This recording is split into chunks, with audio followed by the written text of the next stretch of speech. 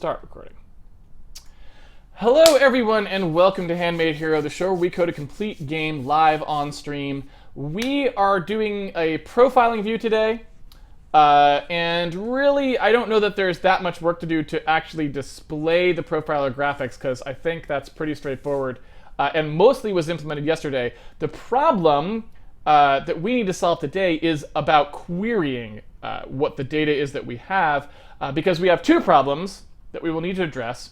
The first problem is that we don't have any fast way to get out the profiling information for just the previous frame or a specific frame. We have to do like a search through like a linear linked list, and that's just, I mean, that's not gonna hold up, especially because we track a ton of profiling data right now. Right, so we just have a buffers that you can just stream out to forever, and you keep piling up more and more frames. So searching through them will get slower and slower and slower, and the longer the program runs, the slower it will run, right? And so that's not okay, obviously. And similarly, we have another problem that we would like to address, which is that in order to print out this profile view, we need to have some concept of the nesting of calls inside each other. And the reason that we need that is, first of all, for the drawing to work correctly, because if we have calls inside other calls, we need to know that the calls that are inside another call has to be drawn on top of the previous call. Otherwise, the previous call will just completely overlap it and we won't see anything. So when we draw like a rectangle, we need to make sure that that rectangle is drawn on top if it's a subcall, if we're trying to do some kind of like a nice stacked view there, right? And so that's like part of it. The other part of it is there could be hundreds of thousands of calls in a frame if we wanted to abuse the system. If we wanted to have a lot of timed blocks for some reason, or just who knows why we're doing it, just if we did it, we would end up in a circumstance where it would be prohibitively expensive to sort of draw all that all the time. So it might also be nice to have some sort of a notion of only drawing the immediate sort of top level or one or two levels down or something like that, right? So that we could do something like saying, oh, okay, you know, right now we only want to draw, you know, the top call level and one below that, or two down or something, right? As opposed to drawing all the way down every time, which might just be too messy, and things would be little tiny slivers, and who knows what else, right? So, you know, essentially what we want to do today is just put our data, when we're doing our collation pass, figure out some way to put our data into a structure that would allow us to do a little bit more in terms of the profile view. And we could do this in one of any number of ways. We could try to just pre-bake down the data into like a view like we were sort of doing originally, where we just produced these region concepts originally. We could instead just expand the size of the things we're storing to be some kind of weird sort of thready like tree structure that we could walk. And I don't know which of these is the right thing to do. It seems like since we kind of went hog wild in the debug system and it's nutso in there already, maybe we just build the tree and like say, hey, we built the tree, happy birthday. And that's just how it goes. Because, you know, I don't know that there's a lot of reason not to do it. And if we build the tree, then we just, during the profile, we just walk that tree, and it has literally everything in it. You know, who knows? I don't know. We could do that. So let's just talk about that really quickly on the whiteboard so that there's some understanding of what's supposed to go on here. Here's day OXFF. So what we're talking about here is like profile queries. And so what we want to do, right, is we want to be able to do something like have these lanes, right? So we have first of all, we need to know threads, and we need to know thread ordinals, like the first thread, the second thread, the third thread. So we know what lane to put something in, right? Because we want to be able to say, like, here's our threads and here's each lane. Like, here's the 0th, 1 second, like how many, 0, 1, 2 lane or whatever. So that's one thing. And I think we talked about that yesterday. We got to have some way of getting thread ordinals. So we need thread ordinals.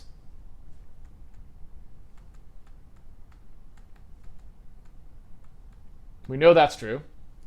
And then we need some way of saying, all right, so for a given frame, we want to we want to be able to say, like, for a particular scope and a given frame, we need to know what all the times were that this thing was called.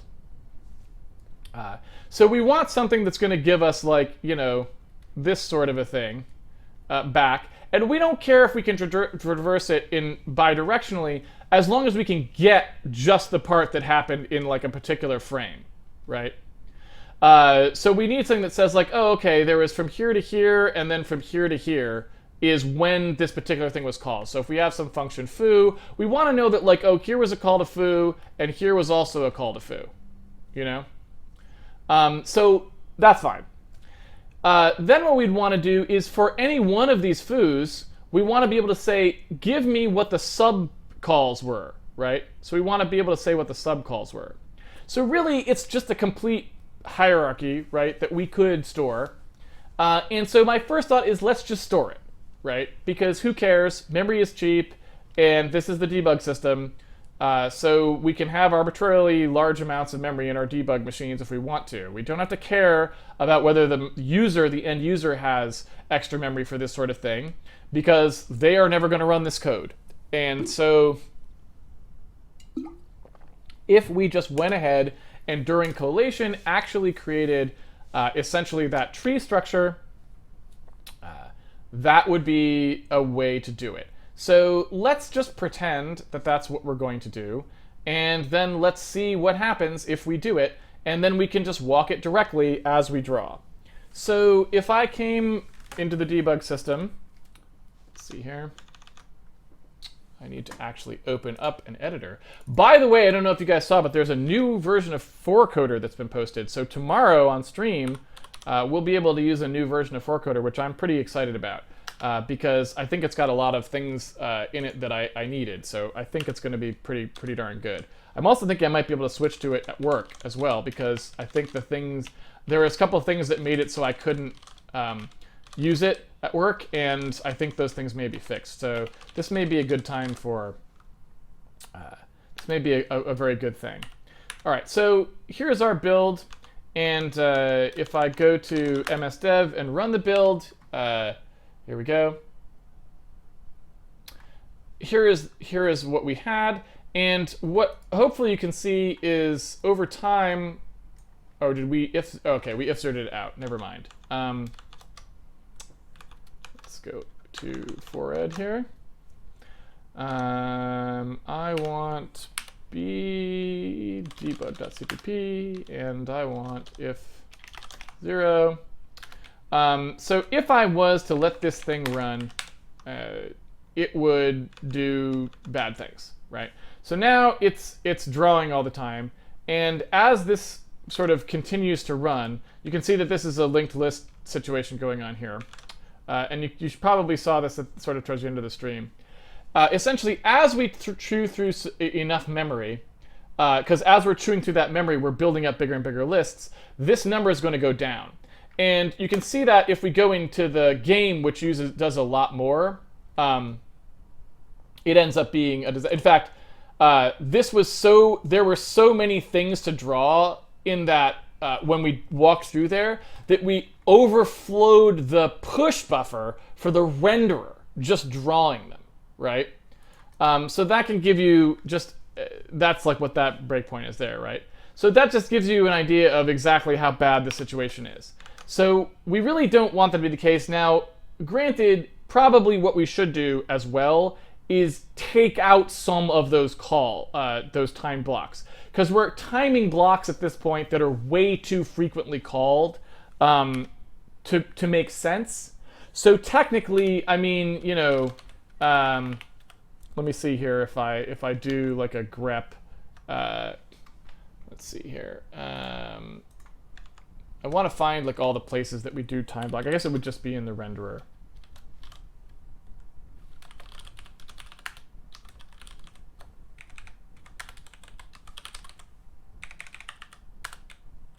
Where are those?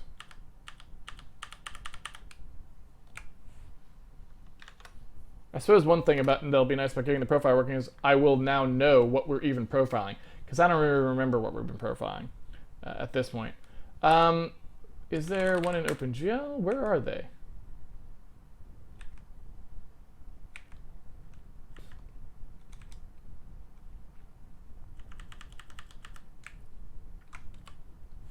I am not sure where they all are. I don't have a good way to search at the moment. It's been on my list of things to do to add a search in all files to 4Coder, which would be pretty simple to do, but I just haven't had time to actually do it. So let's do it in Dev Studio here. Find and replace, find in files. I don't know what, okay. Can we, how is this even, I don't even know what this is. I don't know what any of this is, and I don't really want to know. I just want you to go to w:handmade code, like so, and I want to add that here. And I really want these to all go away. I like how this is remove. That means move from here to there, and this means remove. Okay. Whatever, man.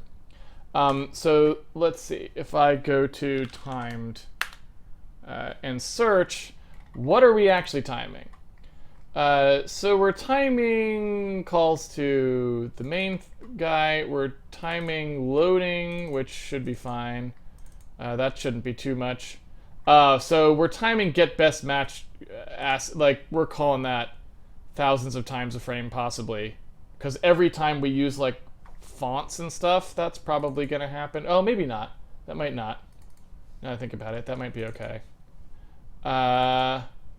Play sound is not a heavy path thing. Neither are any of these, I don't think. Let's see. So ignored time function. Is this... This shouldn't be getting called though, right? Because we're not running this path, we're running OpenGL at the moment. So in theory, we shouldn't see any of these coming through.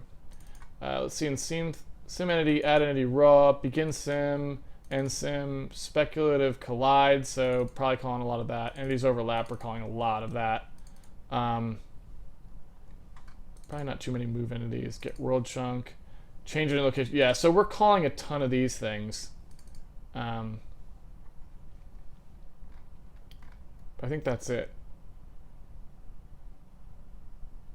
Preprocess.temp really does not need to be there, to say the least. Let's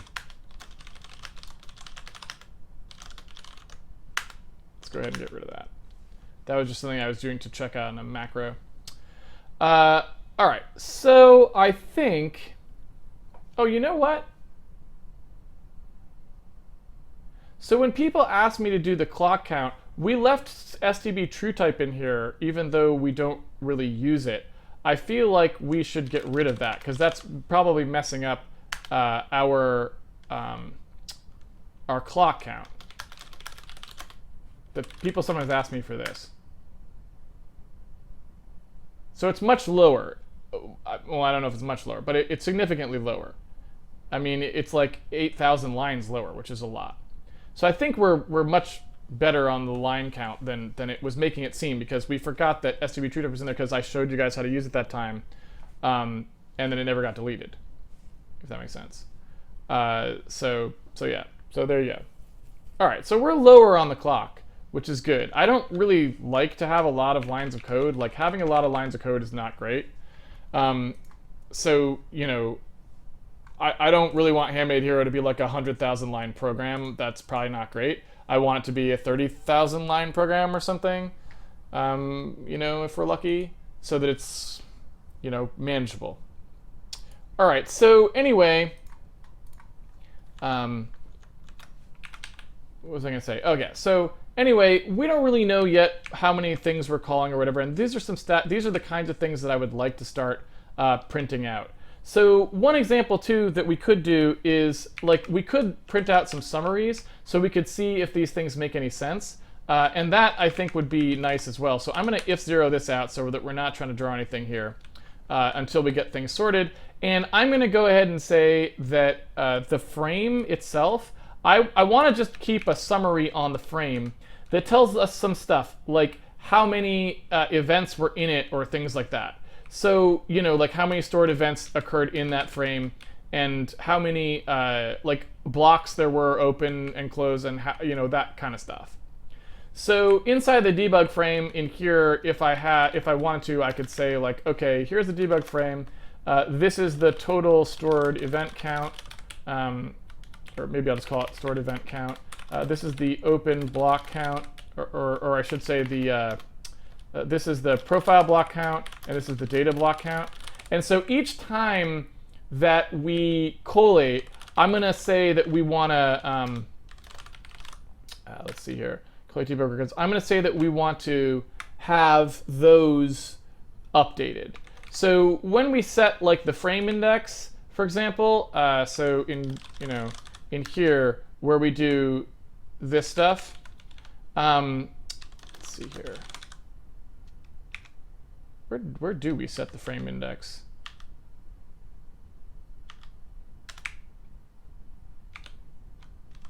There should be an add frame, right?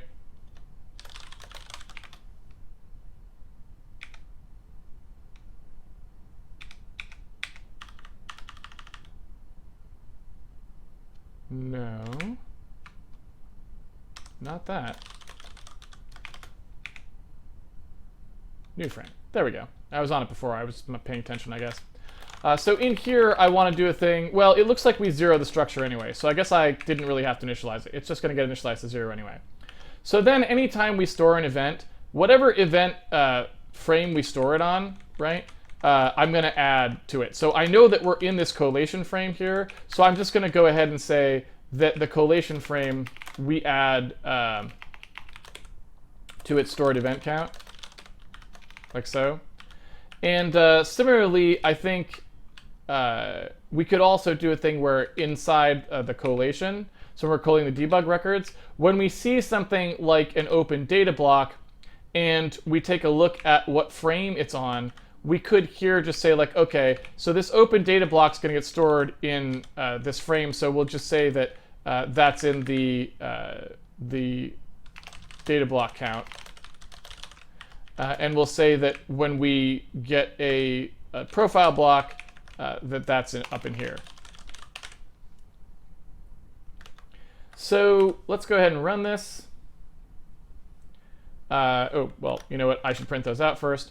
And so when we print out like last frame time down here, I'm going to just add some stuff to this concept. Like I'm just going to just keep this going here and say like, oh, okay.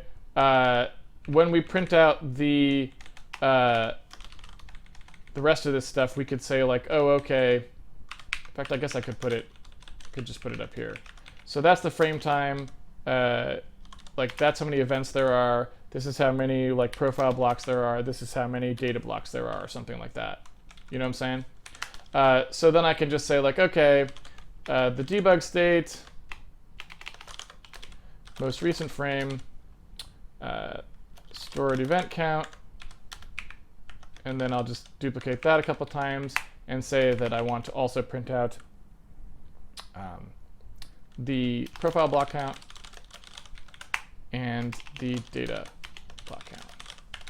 So that's all of the, that's all of the information I was curious about there. And I just want to see what those numbers look like, because I don't know, if that makes sense. So that seems like, okay, so that seems busted to me.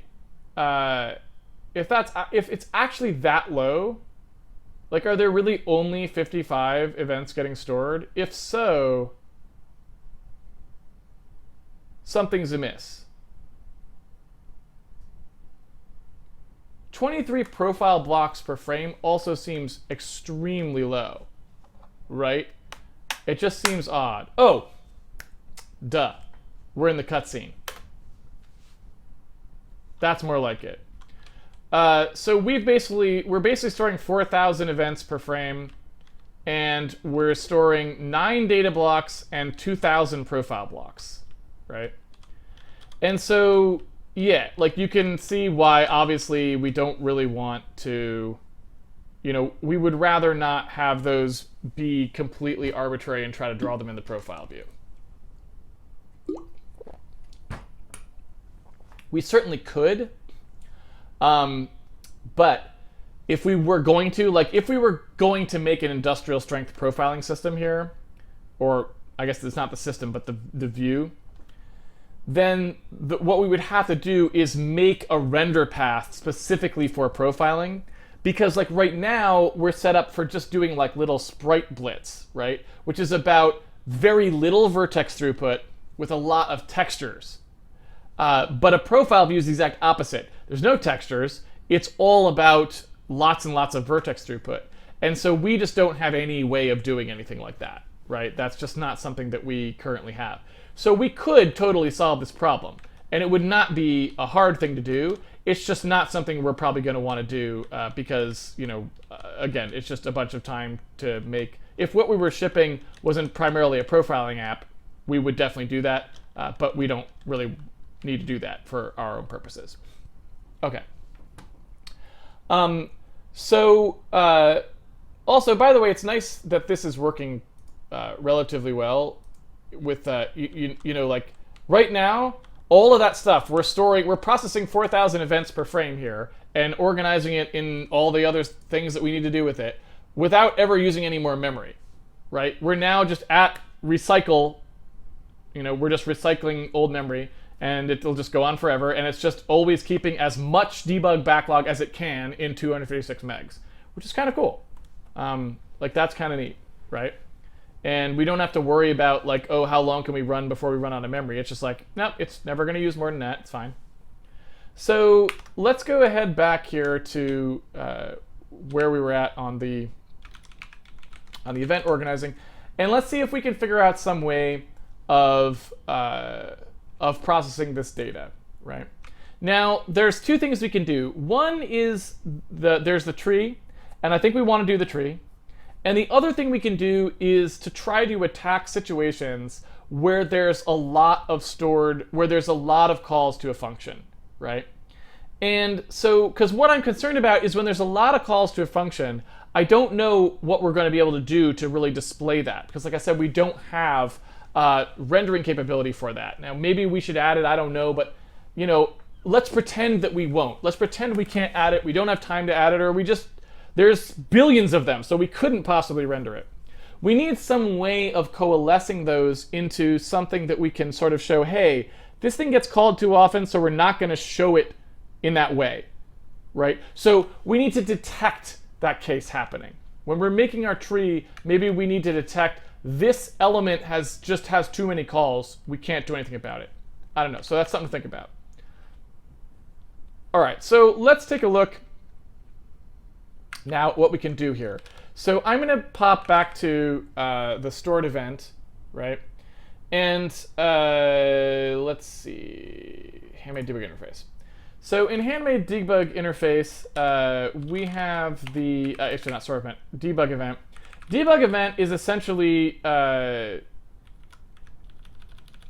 you know, the clock value, which is when it happened, which we need for the profiler, and then a GUID pointer, which lets us know what's going on. Now the GUID pointer, we don't need, right?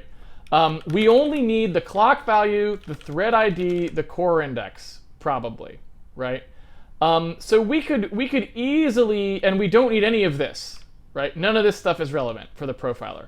So what we could probably do is change up how the stored element thing is working a little bit. So in here where we have those stored elements, stored events, right? Debug stored event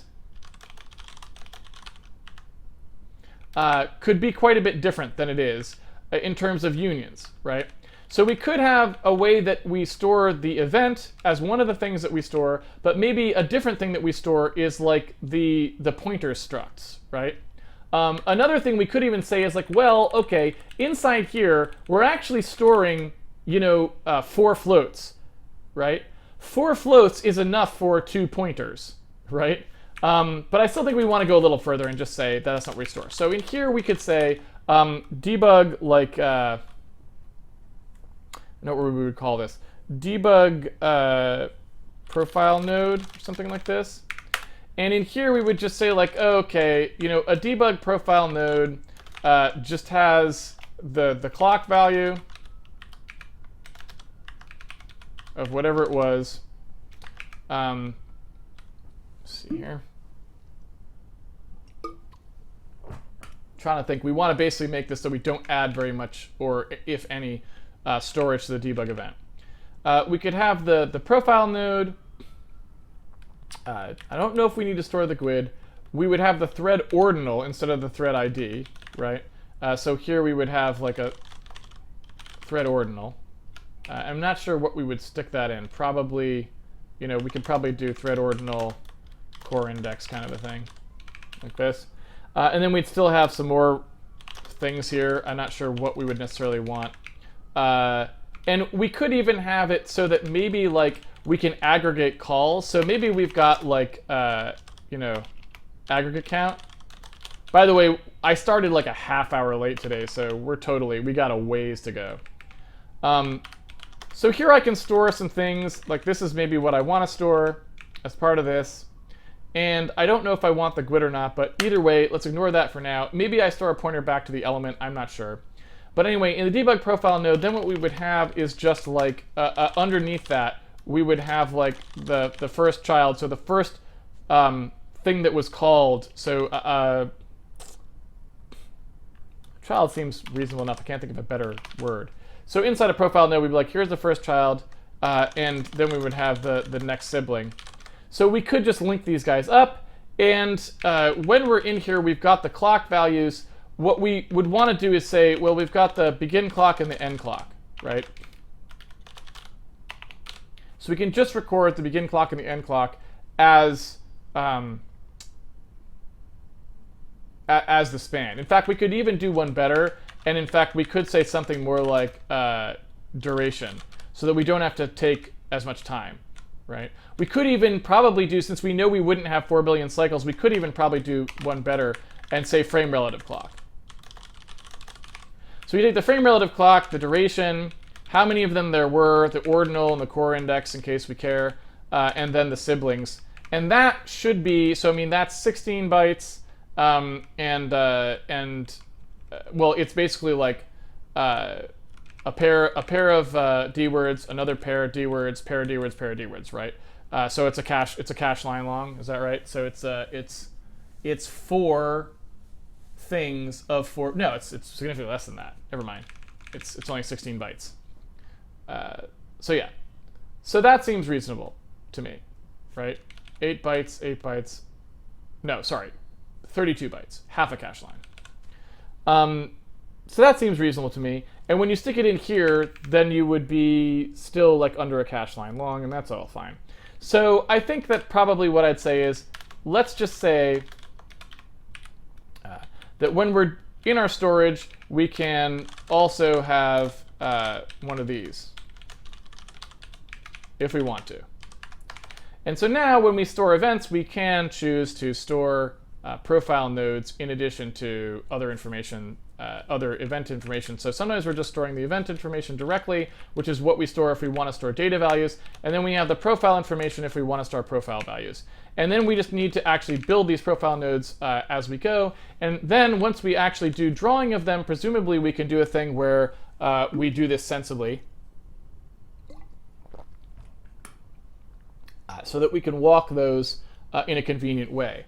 And what we could do is trying to think of like how we might want to do this aggregate count. But what I'm thinking about is like, okay, so this is a call attribution for the other calls that are in there. We could even be a little bit more feisty and say that in addition, we also have the next of the same call,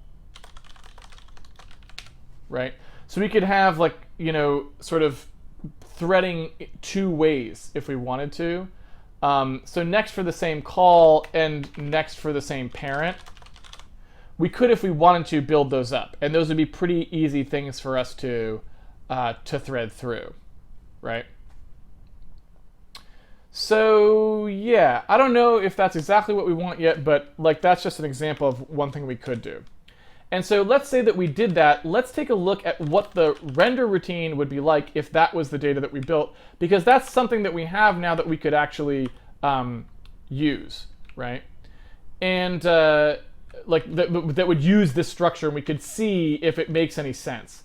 So if I go to the profile drawing code, which is in here, let's take a look at what it would look like if I wanted to draw a profile view here.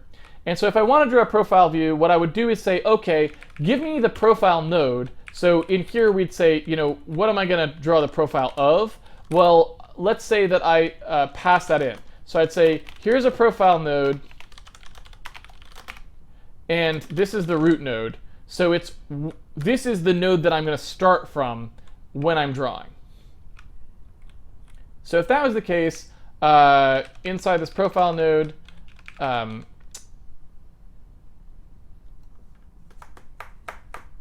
assuming these should be per frame, basically. Well, so let me think about that for a second.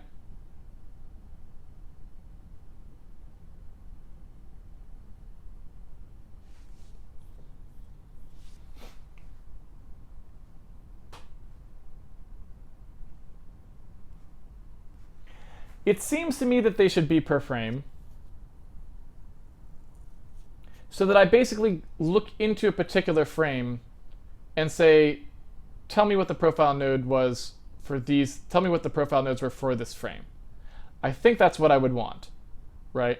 So I think we could just say, okay, you pass in the debug frame, and you pass in that you're trying to look at, and you pass in the root, the call node that you want, and we go from there.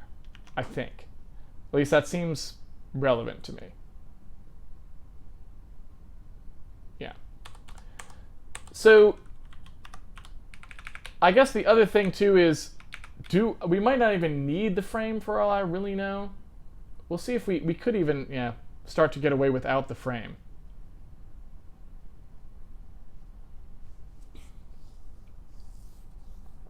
In fact, we might not need the frame at all.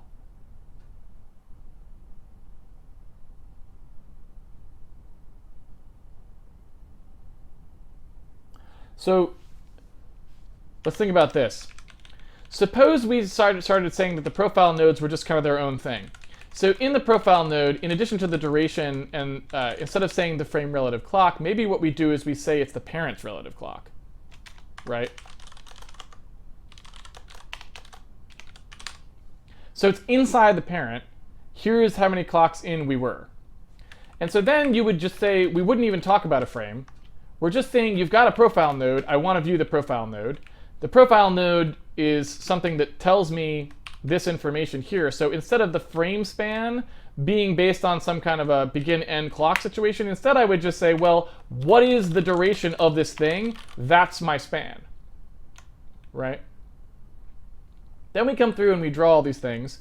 Instead of debug variable link, I'm going to iterate over the profile nodes. So I'm going to say, all right, I've got profile nodes. So we come through here and I say, whatever this thing is that I'm looking at, this debug profile node, right? And this is kind of nice too, because if the profile nodes are entirely on a frame, then when we free them, we can free the whole set of profile nodes with the frame pretty easily, right? And that seems pretty good to me too. So we'll take a look at what happens with that in a minute. But anyway. So we'd come through here and we'd say, all right, for this root node, I think is what we called it, right? For the root node, we just want to start by asking about the children.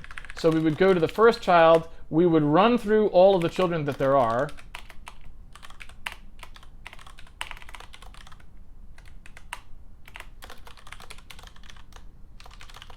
And since we're doing one by parent here, we would just step to the parent each time. Then in here, we don't really need this stuff, I don't think. Oh, well, I guess, yeah, this is the last thing we would have to have. We don't really have any way of getting back to information about what this was. So we would finally, I think, need a debug element pointer, right? So yeah, it's a little bit bigger than I would like, but not the end of the world. Still not quite a cache line, right? Cache line is like 8 pointers, and we're still too shy of that, so not too bad. And so when paired with this guy, it would basically be a cache line. Yeah, and the debug profile node, I guess it's got it's inside a stored event, this frame index, I guess we would possibly still want. It's a little weird because the profile node probably should be the thing that stores the frame index in there, and this debug event should probably actually have been snuggled in. So at some level, it's probably the fact that this debug stored event should itself just have been a union, but we won't worry about that quite yet. Anyway, so in here we come through, we say we've got the debug element. We can get that from asking what the node's element is. We can then go through and do the drawing. We know that we're actually going to draw every element, so that's not really a big deal. And for now, I'll just draw the top level elements, but then in the future, we can draw sub-elements like of that top level element. Of each element. We could make it recursive if we want to, or we could do who knows what. We could do all sorts of things. Anyway, so in here, we've got open event, and this oldest event thing, we don't care about that anymore, right? We don't care about any of this stuff. We don't care about the frame index because we know we're always in the same frame that we're asking about. And we don't care about any of this at all. None of this matters. So we're just down to drawing the rectangle. That's all we need to do now. Okay? And what we want to say here is that the stuff that we were doing, like with the grids and all that, we have the debug element now, so we can use that as anytime we were actually looking for the grid. That doesn't even matter, but point being. So in here, we've got open event clock, close event clock. These are no longer what we actually need to worry about. Now we just need to know what the what the duration is, and start with the min-x and go however far we need to go based on the duration, right? So all we need to do is say whatever this node is, its duration is how far we would go from its starting point. And to find the starting point, we just need to know what its parent relative clock is. Because whatever its parent relative clock is where it would be in the graph. We no longer need to subtract out the begin clock because that's already happened.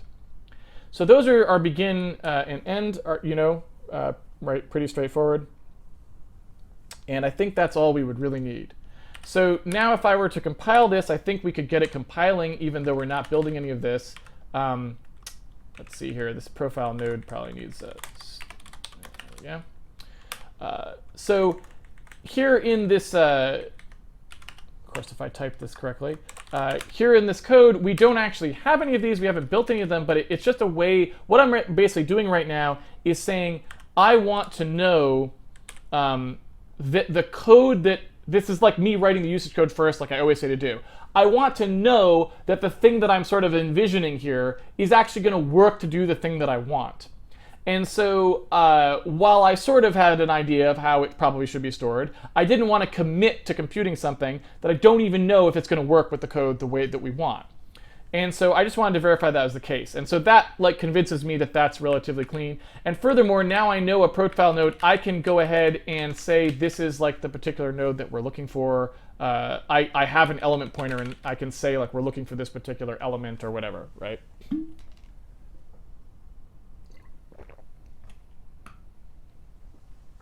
Okay. Let's see here.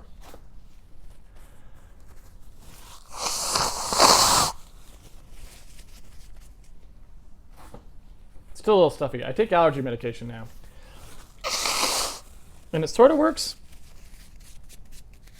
I think it's better than without it, but it's still not perfect. During allergy season, it's a bit rough.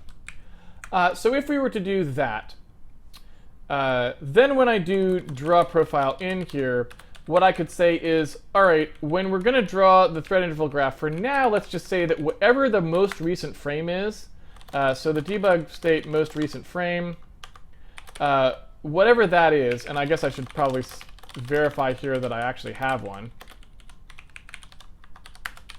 because if there's no frames yet, that wouldn't work. So assuming we've got a frame, then like the most recent frame, I want to know what its root profile node is. So that would be a thing that we would have on each frame. So let's see. Here's the debug frame. So in here, I would have a thing that was like, hey, what's the debug profile node? That's like the whole time of this frame. Okay.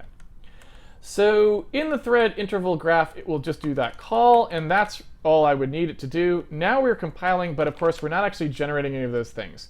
So that wouldn't really help us at all. And I suppose I can also guarantee that we have a root profile node. So here, if we ran, I don't even think we would crash. We just won't see anything, right? So our profile is garbage, right? There's nothing in it. So yeah. So ignoring that part of it, what we now need to do is figure out how we're going to sort of build those things up. And the first thing I want to just look at is when we store an event. Store event. When we store an event, I want to see if there's something we can do to make sure that things get freed properly, right? And you can see how we're doing that here. We call free oldest frame. And so if I go to free oldest frame and I look at what's happening in there, you can see that what happens is we, excuse me, well, we call free frame. We loop through all of the elements and we look to see if they have events that are on that frame, and we get rid of them. I believe that will just work with our profile nodes, like I think. At least I think it should. There is one caveat that I think we would have to worry about, and we'll see when we get there, and it has to do with when we actually do element attribution for these profile nodes. So yeah, we'll take a look at that a little bit later. Okay, so assuming that would just work, all we really need to do now is actually build these as we go. And so when we're coming through with our collate debug, oops, that's not going to help. As we're coming through with our collate debug records, we already know exactly where we need to do this. In begin block and end block is specifically where the information is known and where we would want to record this. And what we don't want to do at this point is actually, like, in fact, we may not even want to do this get element from event. We don't necessarily even want to store these in the profile group. For now, I guess we can, but we could even consider doing something where we don't even use those debug elements for it, but I'm not sure. So we'll leave those for now. The point being, what we want to do here is say, okay, anytime there's one of these open debug blocks, what we want to do is we want to, instead of calling store event, we want to call sort of a, we want to make a call that's going to add one of these profile nodes into the right place, right? That's what we're actually looking to do here. And so I have to think for a second. Let me take a look here. So there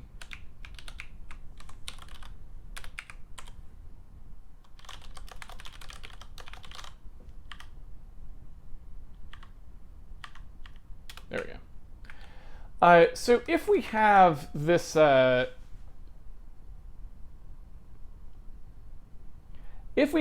this concept of the debug profile nodes, it occurs to me that these next pointers actually would still work. So really, stored event can still do almost exactly what it was going to do. And so probably what we would say is next for same call is the same information that next was storing. So we don't actually need to store that. Instead, what we could say is instead of doing profile nodes here, let's just do debug stored event for all of these so that we can always just traverse the stored event itself.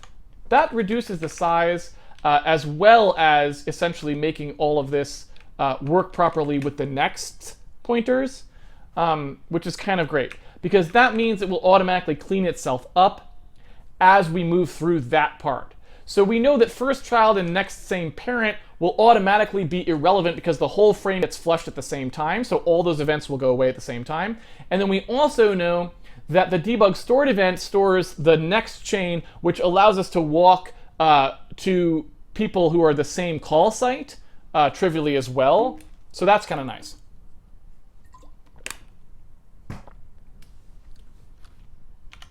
I really like this kind of thing, in case you couldn't tell. Anyway, that's kind of how you know if you're an engine programmer, if you like really weird, tweaky stuff like this. It's pretty much what that means. If you're sitting around, going, I really want to get to programming the actual game, you probably are more of a game designer programmer, right? If you're sitting around going like, I'd much rather be figuring out how to do like the inline profiling and have that running at the same time and have it work across threads and blah, blah, blah, then you're probably an engine programmer, right? That's just how that goes. Neither good nor bad. It's just a litmus test, I guess. So anyway, inside here, if I am going to start building these up, then what I need to know is when I do a begin block, I need some way of adding these to whatever the open block is. And if there's no open block, then I'm going to need to essentially have that sort of root group be the thing that we add to. And so I don't actually know what we're doing right now for that. I think it means that this first open code block thing here, I'm assuming when we do allocate open debug block, I'm assuming when we do this here, it's entirely possible that the open debug block is not valid. I have no idea why this is passed as an address like that.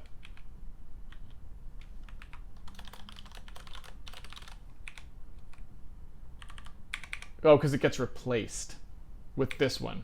It's just a shorthand. So yeah, so this might be 0, right? There might not be an open block. And so when we're actually doing that operation,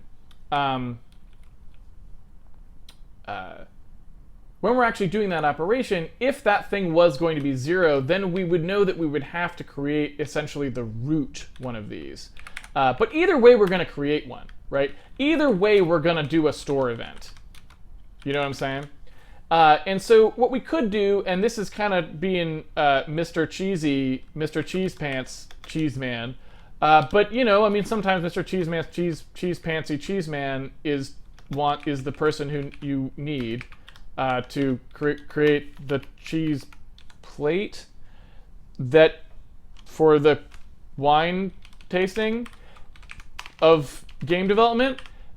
It's a very good metaphor. Don't just let it be what it is. Don't try to force it to conform to your, you know, stereotypes of what a metaphor has to be.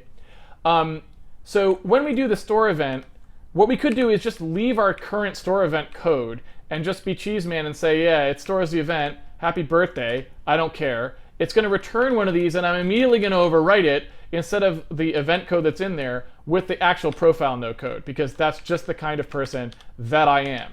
So here's debug stored event, and here's the node. This is actually now the profile node that I'm getting back. And now I'm just going to straight up like romp right over that and say like, hey, thanks for filling that part out that I cared about. I'm about to now go rewrite all of it. So the element I know, that's the element. The first child I know is going to be 0, right? The next with same parent is also going to be 0. And because I'm the first one, I'm the last one in that particular case. And I think we're probably going to need a first and last child would be my assumption. Oh no, we don't, because we don't add after this. This is going to be good. This is going to be good. You ready for this? Anyway, so our parent relative clock we have to compute. Our duration we don't know yet, right? Our duration will get computed later. That's going to be an end block. Our aggregate count is not something we're actually going to talk about today, probably. Our thread ordinal, we need to compute somehow. And I don't know if we actually have this now. Do we have this in the debug block? I suspect that we do.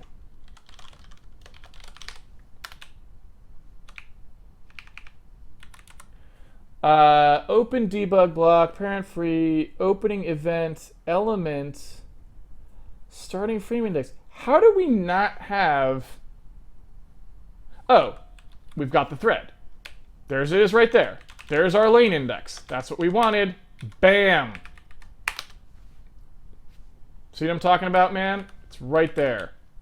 Right there. Beautiful. Core index we still don't know.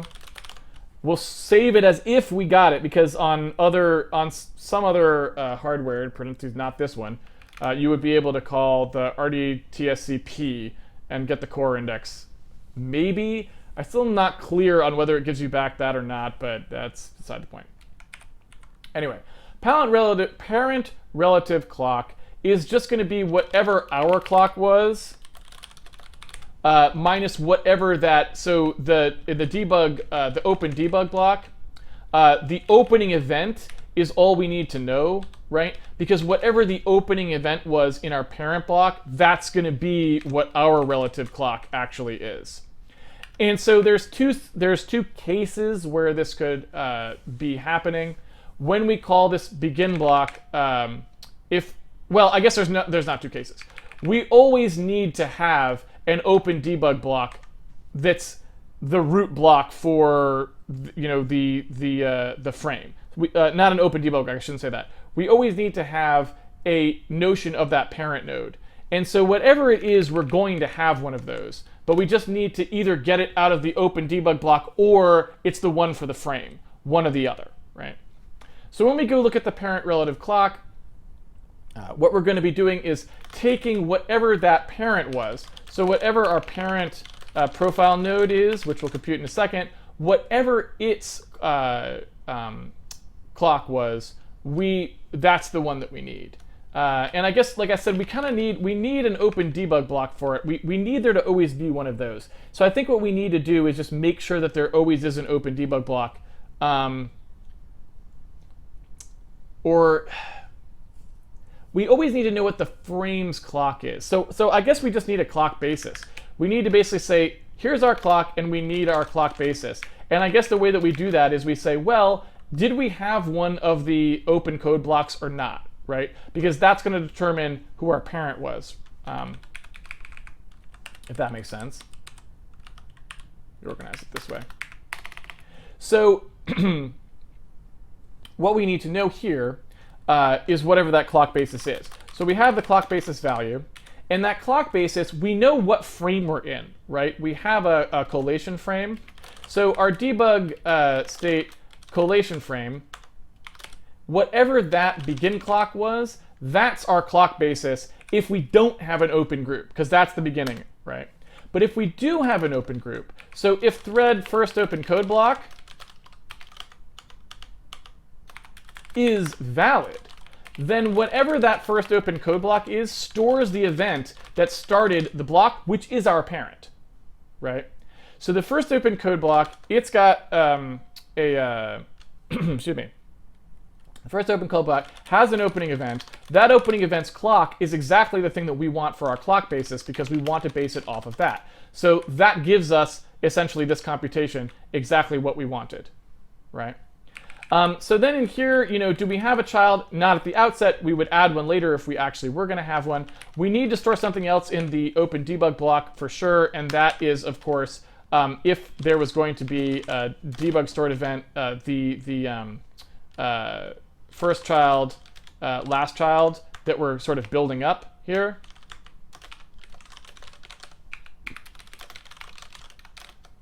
I guess they're always going to be the case because for open debug blocks you always have them. So we don't need to store anything here for this one. And for next with same parent, we will need to store something once we actually add it in, right? We're going to need, it's going to happen when we come through here. So I think this is all fine. The only thing that we don't have here is the duration. So we'll set the duration to 0 for now. And then what we do is inside end block, when we come through and we're going to end the block, then we can say, okay, now is the time when we'll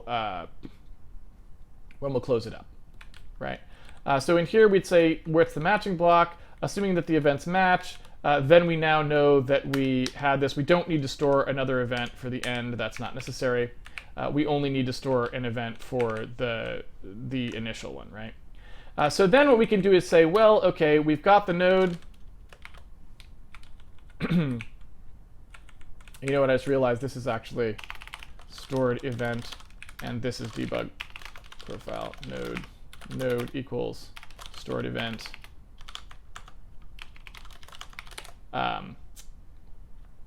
Profile node. All right. How much time we got? Ooh, 5 minutes. Not quite there yet. That's too bad.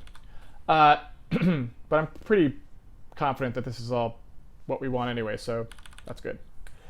All right, so all that stuff is good. I think we're all happy about this. But then when we get down here, what we need to do is we need to, again, figure out where that node is, right? The one that we opened before. And then in the node duration, what we need to do is take whatever this event is, and this event, this tells us the duration, right? Because whatever event we're on, that's the ending clock. Whatever event we started on, that was the starting clock, right? That tells us how long it is, which could have been longer than a frame, by the way. This end block might happen in another frame, but that's okay because as we're just classifying things by what frame they started in, and that's fine. You know, that's a totally reasonable thing for us to do. There's no reason we can't do it. So, you know, off we go. So I think that's all good. We've got the matching blocks. We've got the opening event. We've got the events match. That's all good. So I think all of that looks reasonable to me. So all we need to do now is have the debug profile node come back to us here, the one that we're going to edit. I think that's pretty easy. We just store that in here. We'd say sort event in the open debug block. We'd say what its node was, right? And so we could just say, okay, in the matching block, that profile node, we just want to, again, access the profile node of it. Let's call this node. So then here, when we actually do this, when we call the allocate debug block function, when we get it back, we want to store into that debug block the profile node that we had, right? So we want to do this.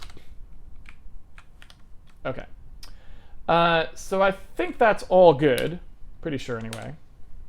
Debug stored event is not there yet, so this has to be a struct. Go. And let's see, what is this talking about? Debug profile node root. Ah, yes. So these are actually stored event, right?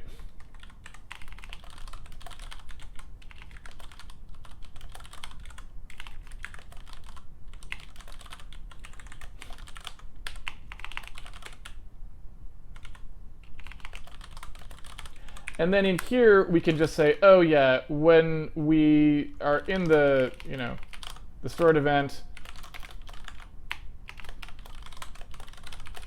we just grab just that part for basically convenience of typing. Oops.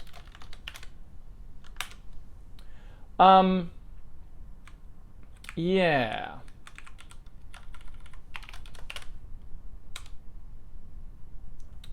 What are you complaining about? Yeah, okay. So again, we know that this is probably going to be less than 4 billion, because that would be a whole second that this thing took. So we're hoping that that is not... we hope we never have a frame time that's that long. That would be bad. And if, you know, if it overflows, it overflows. That's not the end of the world. Let's keep going here. Thread lane index. Go ahead and, oops, that's not good. There we go. And this is event. And debug profile node debug stored event. Oh, right. So this is actually doing stored event. There we go.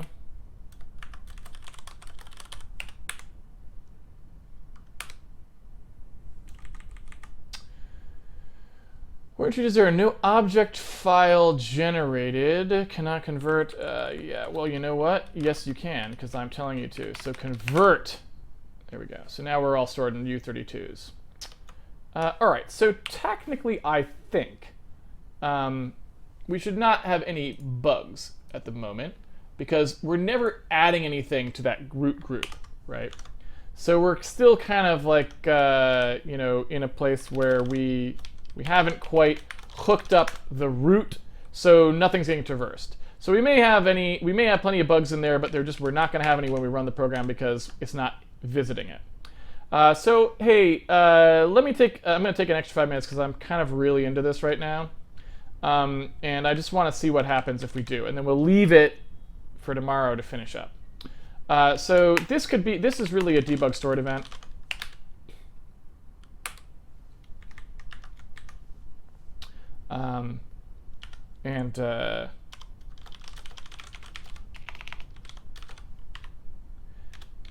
Let's see, and this is stored event.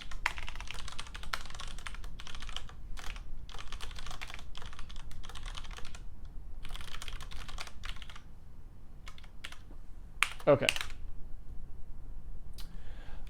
So all I need now is I need to actually make it so that when you create a frame, there actually is somebody there to hold this particular piece of information, right?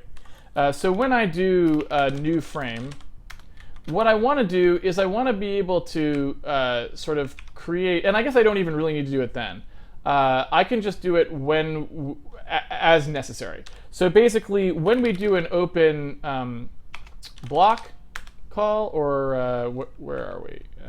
There it is. When we do a begin block, when we come through here, if there is no open code block, then we would know that that was the situation that we had, right? So assuming there is debug stored event parent event, assuming that we had an open code block already, then we would know who our parent was, right? Our parent event is just going to be whatever that code block's event was, right? So the open code block's profile node is our parent event, and we're done. But if there is no open code block, then our parent event has to be a separate event that we store, right? And I don't know what we would pass here for event. Probably just a null event, honestly. I don't know if we should fill it with a name, a fake name or something, but, you know, probably just the null event. So we would store an event that was bogus, and that would be what our parent event actually was. And then we would make sure that well, and I guess to be fair, that's actually not even quite it yet. What we would do here is say if we have one in the frame,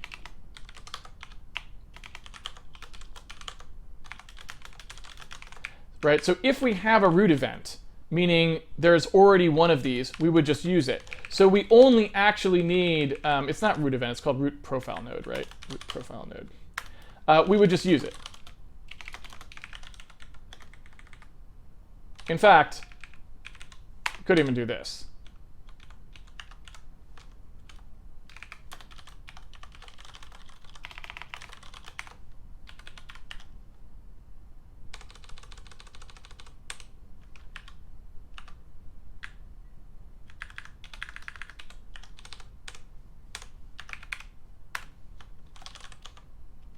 Where'd that go? Debug state, collation frame, root profile node equals parent event. So now we know we have a parent event, and the only thing left to do is actually to thread these guys through, right? So we need first child and next same parent to actually work, if that makes sense. That's what we have to do here. And so we need two things for this, and I don't know. I guess at this point, I think we ended up with enough, few enough pointers in there that we don't actually care. But when we have this root profile node, we would also need one other piece of information here, which would be whatever the last thing was that was stored under it, so that we can chain them together in order, if that makes sense. Although I guess we don't care if they're in order. We don't care if they're in order at all. Get rid of that. So I think we're done. I think all we have to do is say that the first in here, when we're actually threading through, we just say, all right, the parent event, its first child is us, right? And if there was, our next with same parent is whatever was there. So we can literally just thread them in reverse order, because who cares, right? And I think that just works. I think that's all she wrote. What are we complaining about? Can I have 3 from Digo event start? Right you are, sir. That's totally true. None of our debug stored event. Parent event first child. What are we talking about? You know what? That's true too. I agree with you. I agree. Oops.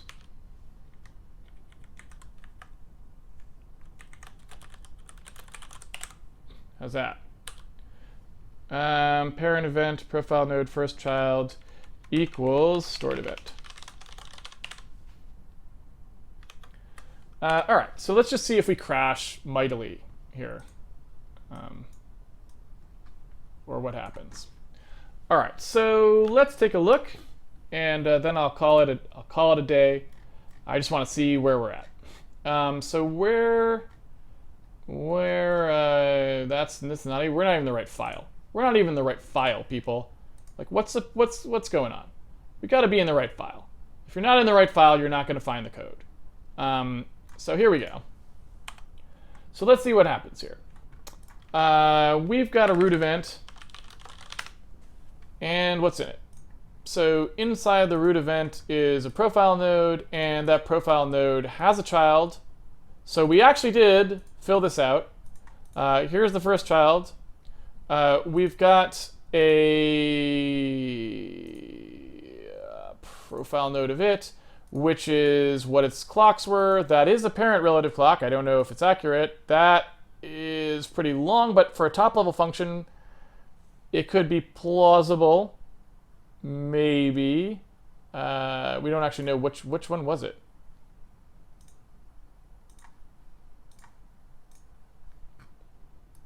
Frame display. Who knows? Let's take a look here.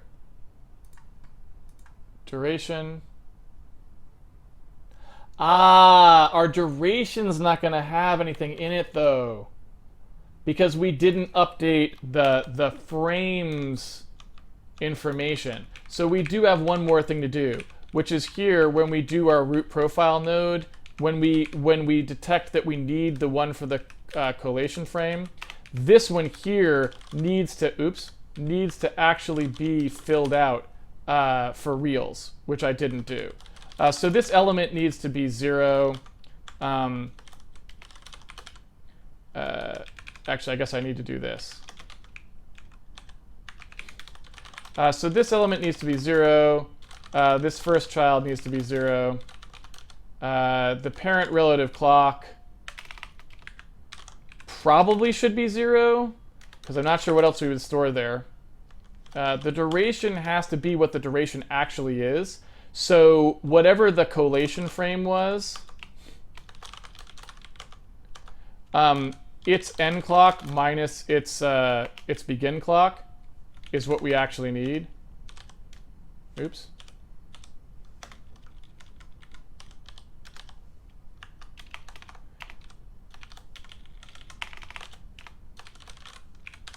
So that's all good.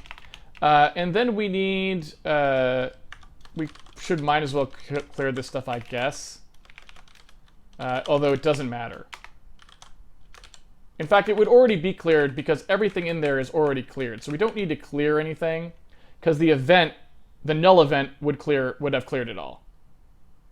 Right? So actually all of this doesn't matter. We only need to set the part that we didn't want to clear because this is a block of zeros that will clear this out, right? Cheesy, I know. Yeah, and you know what? And you probably don't want to rely on that because the sizes could change. Like we don't want to be lame about it. So, you know, I'll do it. For you, I'll do it. All right, are you happy now? Fine. All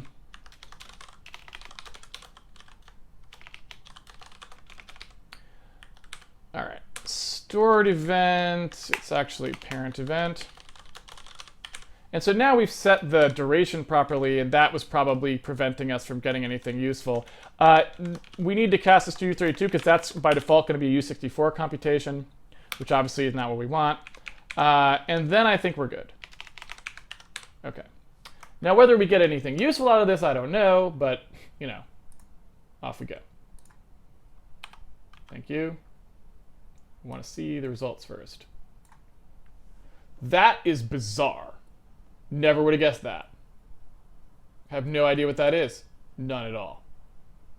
But yeah, anyway, we're pretty close. I'm going to call it there because I'm already over time. I'll take the briefest of Q&As.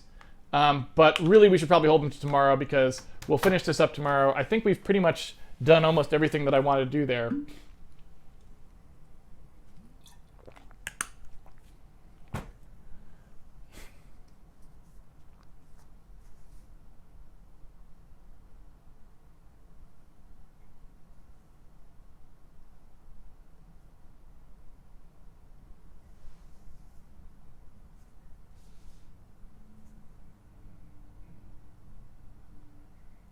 It looks like Insobot is getting it done. Chrome says, will the day counter overload tomorrow or will the variable provide more bits for us? Well, since you're Grumpy Giant 256, I think if you were expecting an overflow at the byte boundary, you would have been Grumpy Giant 0. Desu used, how are you going to celebrate Handmade Hero episode OXFF? Programming is its own celebration. Like, when I am able to actually program and make code without like Microsoft crapping up my stuff or, you know, having to install some stupid update with something, you know, when I can just actually program, I'm happy. So just being able to program, like we got to program all code today. It was all our code and it was cool, and I'm pretty happy about that. So like, you know, I think that's as good a celebration as any.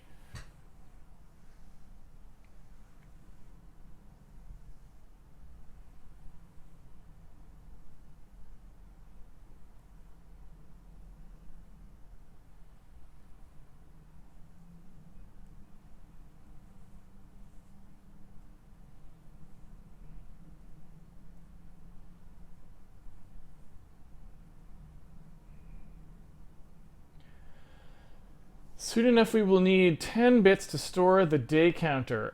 So we'll need... How many bits will the day counter need? So we know we're going to need at least 10 bits. Yeah, because an 8-bit day counter only gets us to 255. So we'll be past that tomorrow. Right, 9-bit day counter gets us to 512, but I was saying that we do at least 600 episodes, right? So if we do 600 episodes, we will need 10 bits because even if somehow we finished everything before day 512, I would, you know, I mean, I guess I would just do extra. We just go clean up code. I mean, there's always plenty of code to clean up, right? So since I already said we're going past day 512, we will need 10 bits. We know we will need 10 bits, for sure.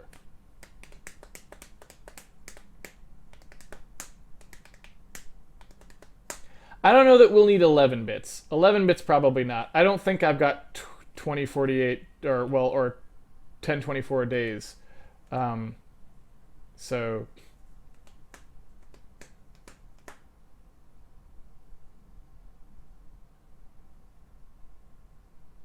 how long will it take me to get your flow of coding?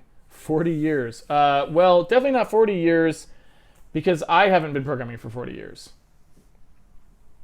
I haven't even been alive for 40 years.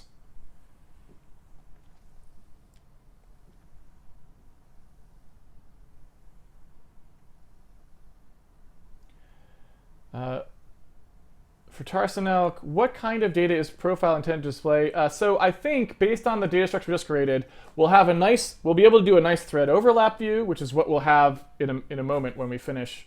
So tomorrow we'll have that with drill down. The drill down will take one more day to implement because there's another thing we have to do, right? But the profile view will have a nice thread overlap with drill down and lanes, so we can get all that info. And we'll also, I think, be able to draw a nice, we can sort functions by how much they cost. We should be able to do that as well. So we can do a sorted list view. So we should be able to have like the best of both worlds.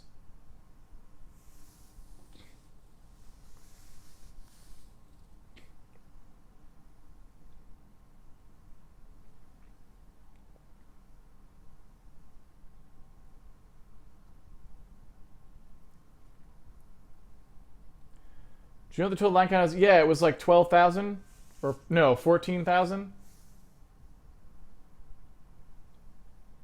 All right.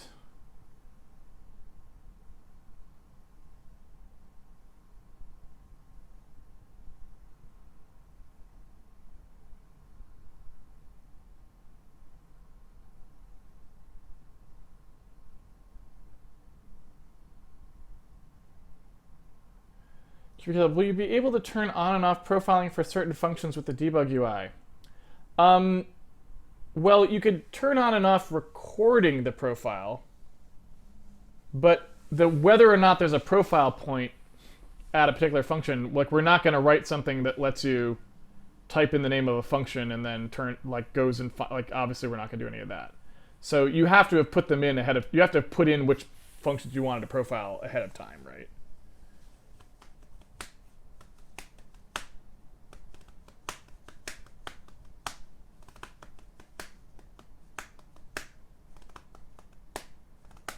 A big part of the slow startup for me is that the mode arena is cleared to default at the moment. That's about 206 megs. The mode arena?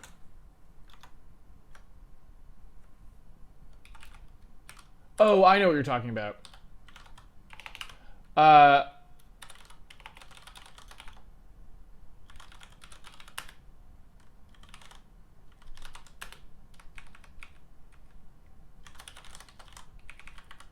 Is that in handmade.cpp?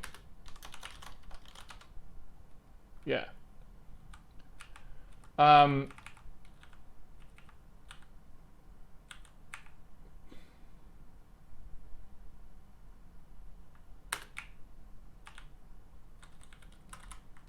So are you talking about, which part are you talking about? Well, anyway, you know what, either way. So there's the startup, right? And so let's just do a simple test. We don't really need any instrumentation or anything for this. What we can do is just in Win32 Handmade, we can just say if we were to not initialize OpenGL, right?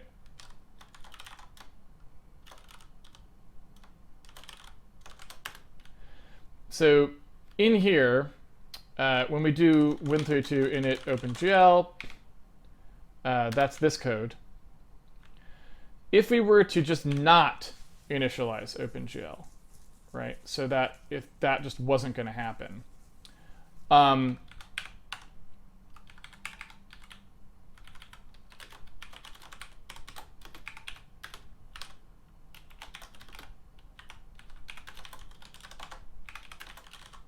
And we were instead to set the render mode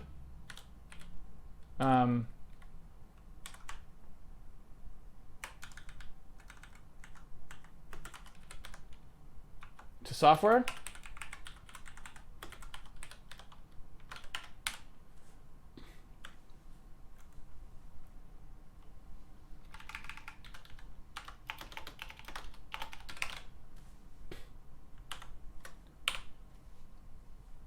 Can see what the time was. Whoa.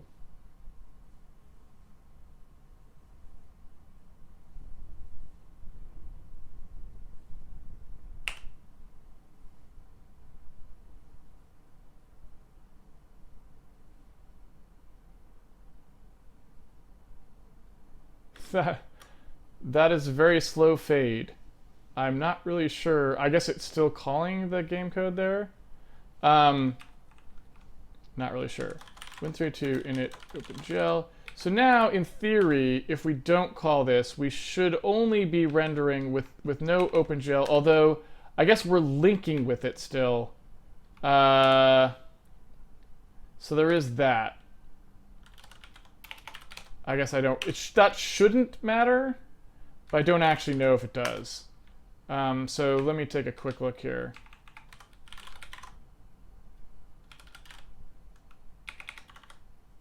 All right.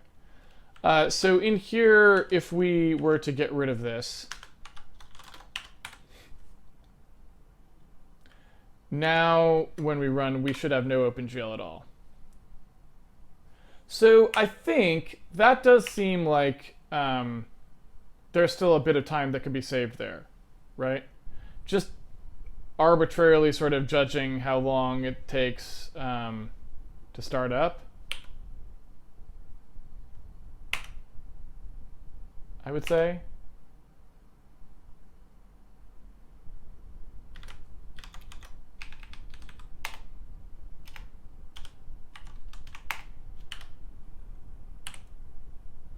Let's find out. Handmade Win32. So if I switch back to OpenGL, nah, it's, I mean, that feels significantly longer to me when we initialize OpenGL. So I mean, we probably should get rid of the other, the clear time. We could get rid of all that time, and maybe that's something we should do sooner rather than later. It's not particularly hard. So we could do that, but the OpenGL is still a problem, as far as I can tell, anyway.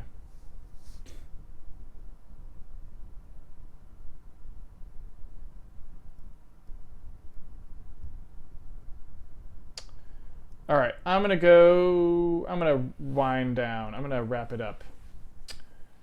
Let's go ahead and close.